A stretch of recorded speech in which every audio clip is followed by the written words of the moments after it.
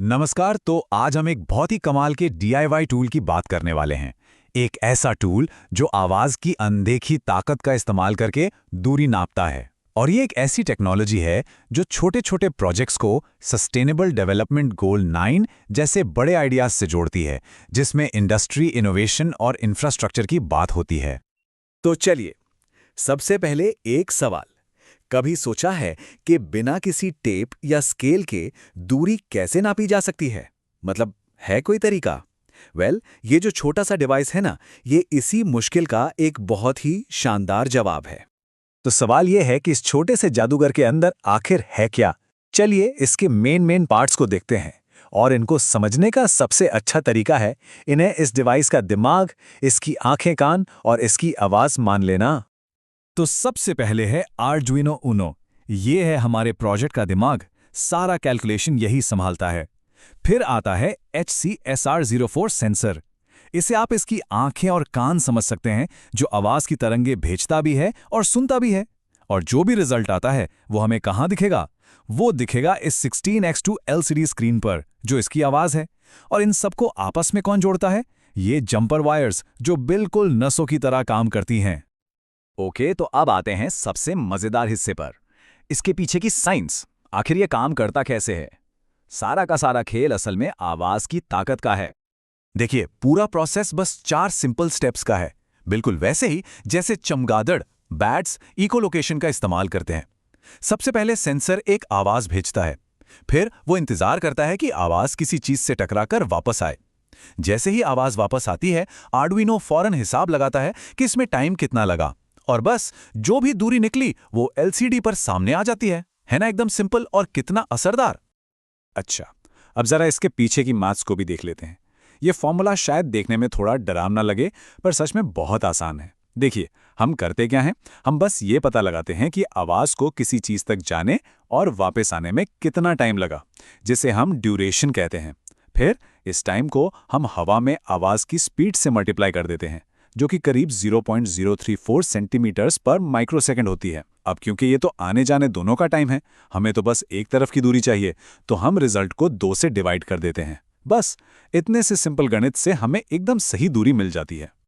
और इस छोटे से डिवाइस की रेंज की बात करें तो वो भी काफी इंप्रेसिव है। ये 2 सेंटीमीटर जितनी पास की चीज से लेकर 400 सेंटीमीटर यानी लगभग 4 मीटर। सोचिए, एक छोटी कार की लंबाई जितनी दूरी ये आराम से नाप सकता है। और इसकी एक्यूरेसी, वो तो बस कमाल ही है। सिर्फ ±3 मिलीमीटर्स, मतलब एक क्रेडिट कार्ड जितना मोटा होता है ना, उससे भी कम का फर्क। ये वाकई में बहुत बहुत ज्यादा सटीक है। अब ये रिफ्रेश रेट क्या है?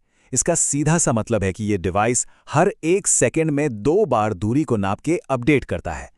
तो हमें लगभग रियल टाइम में पता चलता रहता है कि कोई चीज कितनी दूर है। सोचिए, किसी रोबोट कार के लिए ये कितना जरूरी है, जिससे सामने की रुकावटों से बचना हो। ठीक है, तो अब हमें पता चल गया है कि ये क्या है और ये काम कैसे करता है। तो अब क्या? अब देखते हैं कि इसे बनाया कैसे जाता है। और हाँ, घबराने की बिल्कुल जरूरत नहीं है।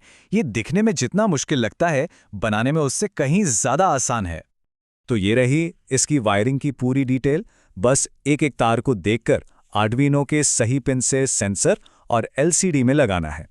आराम से कीजिए, और हाँ, कनेक्शन को एक बार दोबारा जरूर चेक कर लेना। अच्छा, एक बार वायरिंग का काम पूरा हो गया तो बस कुछ आखिरी स्टेप्स बचे हैं। सेंसर और LCD को अपनी जगह पर फिट कीजिए, कोड को आर्डुइनो बोर्ड पर अपलोड कीजिए, और फिर आता है वो मैजिकल मोमेंट, जब इससे पहली बार टेस्ट करने की बारी आती है। सेंसर के सामने बस कोई भी चीज लाइए और आपको तुरंत स्क्रीन पर दूरी दिखने लगेगी।